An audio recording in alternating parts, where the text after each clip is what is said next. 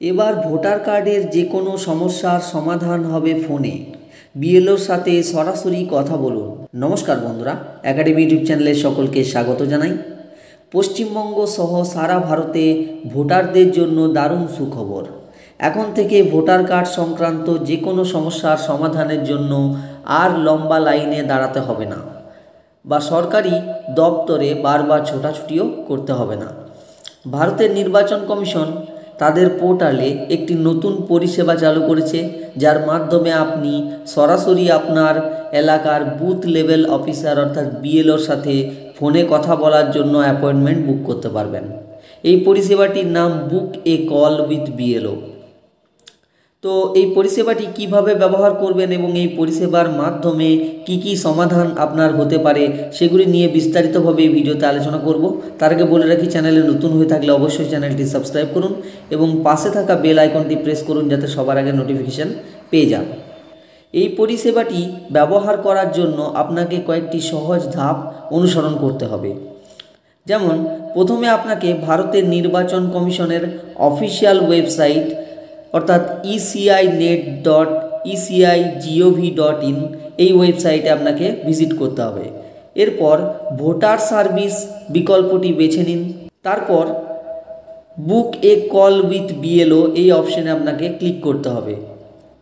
এই অপশানে ক্লিক করার পর আপনার যদি এই পোর্টালে আগে থেকে লগ ইন করা থাকে তাহলে আপনাকে নতুন করে সাইন ইন করতে হবে না। আর যদি অ্যাকাউন্ট আপনার ওপেন না থাকে এখানে, তাহলে আপনাকে সাইন আপ অপশানে ক্লিক করে মোবাইল নম্বর দিয়ে এবং রেজিস্টার্ড মোবাইল নম্বর অথবা ইমেল আইডি বা এপিক নাম্বার ব্যবহার করতে পারেন।